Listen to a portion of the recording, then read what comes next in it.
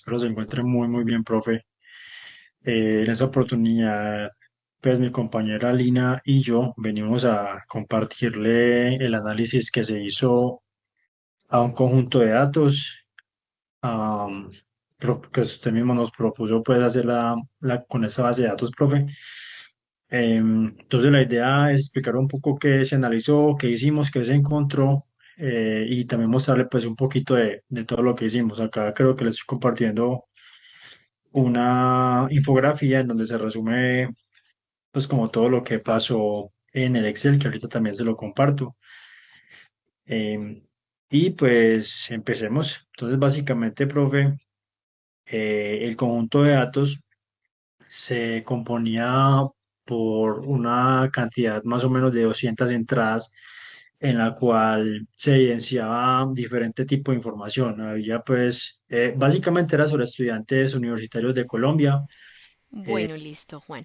La idea es entender cómo diferentes factores influyen en este rendimiento académico y en la permanencia de cada uno de los estudiantes. Y en esa cantidad de personas, en esa cantidad de datos, pues digamos que se incluían diferentes categorías. Por ejemplo, universidades a las que pertenecían, el tipo de programa al que pertenecían también, la modalidad de estudio, la ciudad donde residía el estudiante, creo que el ID también, el número de identificación, pruebas a ver pro, el puntaje de la prueba, y el promedio académico, si mal no estoy. En fin, eran bastantes entradas, pues bastantes datos que nos dan la oportunidad para hacer un análisis bastante interesante. Pues con base en esto, profe, pues entonces se encuentran algunos patrones en los que pues uno puede evidenciar y usarlos también como para tener ciertas ideas de cómo mejorar la educación en esas universidades. Por ejemplo, teniendo en cuenta los puntajes de las pruebas Saber Pro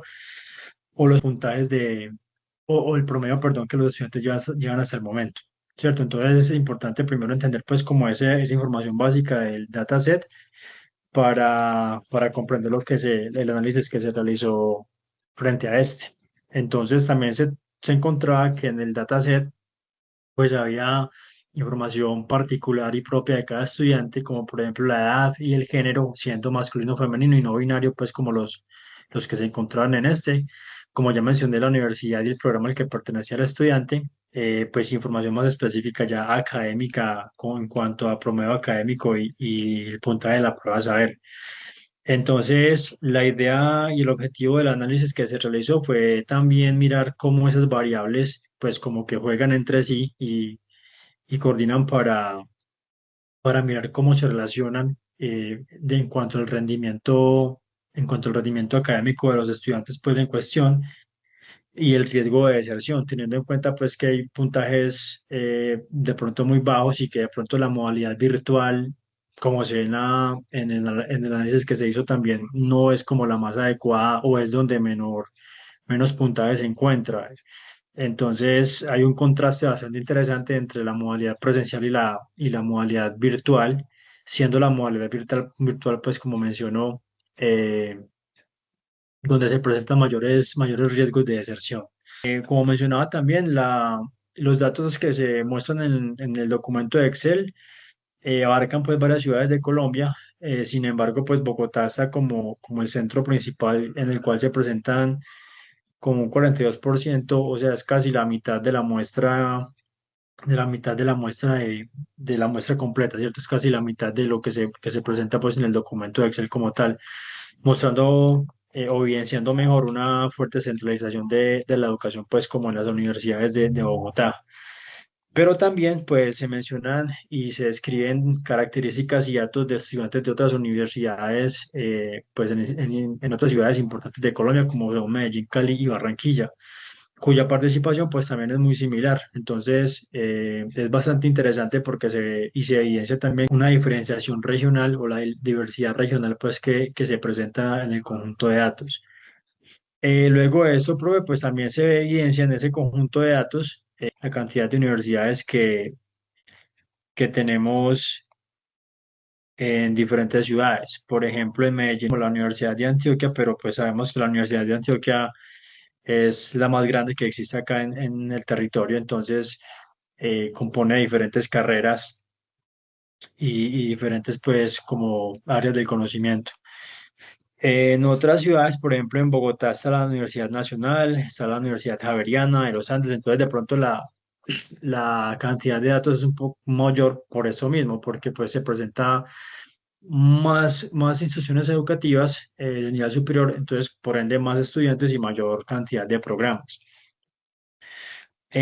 Adicionalmente, profe, pues los resultados que son tan variables, pues también demuestra las necesidades que tienen esos centros educativos como para adaptarse a los cambios que se están presentando hoy en día en cuanto a la virtualidad, por ejemplo, entendiendo que como se analiza la virtualidad o los estudiantes que están en la modalidad virtual, pues son los que tienden siempre como a tener menores puntajes o los que tienen mayor riesgo a desertar de sus carreras. Entonces es importante también como tener eso en cuenta y también muy importante mencionar que no solamente que sea virtual, sino también como la ciudad dependiendo de dónde esté el estudiante, siendo, no sé, ciudades que no son como tan relevantes del panorama nacional, pues donde se concentra como mayor cantidad de estudiantes desertores. Y pues ya que sabemos ese contexto general, pues podemos analizar cómo se comportan las variables en términos de rendimiento, ¿sí? Perfecto.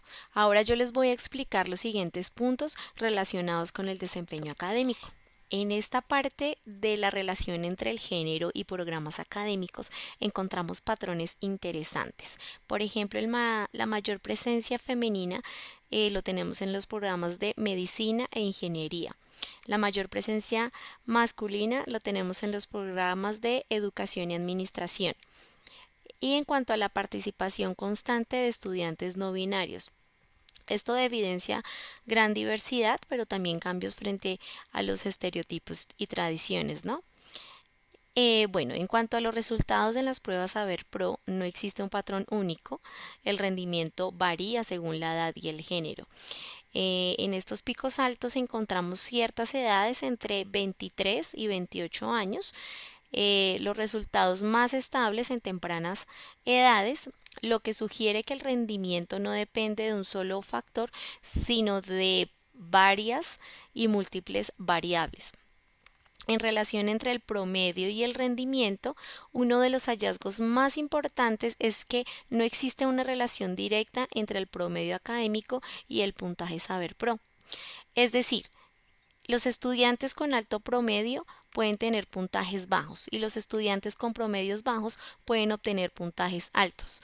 Esto indica que las pruebas externas evalúan competencias diferentes a las del rendimiento académico. Profe, bueno, mira, aquí le comparto las, las tablas, el procedimiento que se hizo pues con los datos, que básicamente son estos.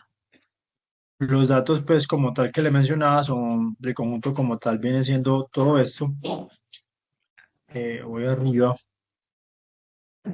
y se encuentra esta cantidad de datos que son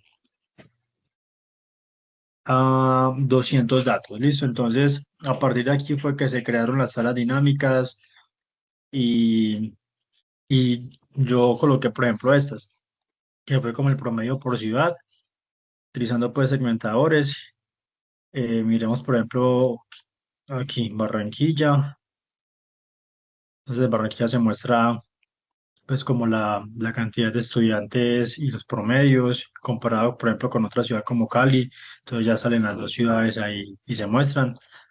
Está también, por ejemplo, por programas, comunicación social, pongamos, no sé, educación. Entonces ahí también como que va mostrando pues como la información. Igual, profe, con la cantidad de estudiantes, no sé por qué me salen tan poquitos de acá, que están en cada modalidad híbrida, presencial o virtual.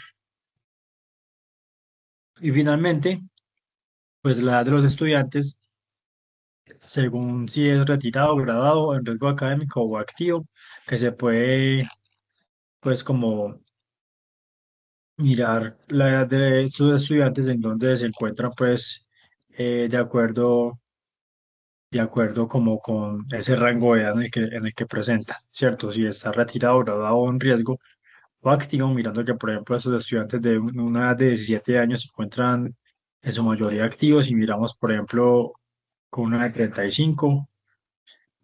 Una gran cantidad también están activos, pero muchos ya también están graduados. También depende, pues como que responde a la edad que tiene el estudiante. Obviamente, por si aquí estarán empezando, por acá estarán terminando. Entonces, era esto, profe, también como lo que se, lo que se hizo ¿no? con las salas dinámicas y con el dashboard. En conclusión, los datos muestran una población diversa con múltiples factores que en conjunto pues suman para influir de cierta manera positiva o negativa en el aprendizaje de los estudiantes. Debido a esto, pues este tipo de análisis es clave, es muy importante para buscar estrategias, crear estrategias innovadoras y que pues obviamente ayuden a Y mejorar y a es así fortalecer como obtenemos el en sistema nuestra educativo y la educación como presentación tal. Muchas el gracias, profe, dashboard y pues esperamos correspondiente a algunas gráficas que eso según sea lo los correcto y datos que nos estadísticos vaya de muy bien a nuestros los dos. 200 estudiantes.